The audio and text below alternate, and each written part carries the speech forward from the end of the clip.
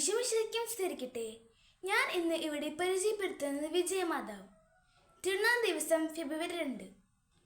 ഇക്വഡോറിലെ ഒരു കൺസെപ്ഷനസ് സിസ്റ്റർ ആയിരുന്ന മരിയാനെ ടോറസിന് 1994 ഫെബ്രുവരി 2 മുതൽ 1634 ഫെബ്രുവരി 2 വരെ പരിശുദ്ധ മരത്തിന് ദർശനങ്ങൾ ലഭിച്ചു.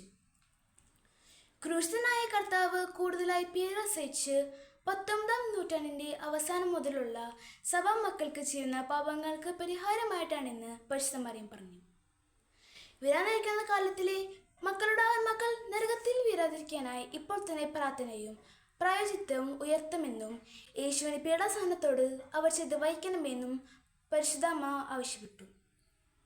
അവസാന കാലത്തെ പരിശുദ്ധാത്മ പുത്തനുണർവിലൂടെ സഭ എല്ലാം അതിജീവിക്കുമെന്നും വിജയം വരിക്കുമെന്നും വിജയമാതാവ് പറഞ്ഞു. അവസാനം മറിയത്തിൻ്റെ വിമല ഹൃദയം വിജയം വരിക്കും എന്ന് സൂചിപ്പിക്കാനാണ് വിജയമാതാവ് ഈ പ്രത്യാശകൾ അറിയപ്പെടണം എന്ന് പറഞ്ഞത്.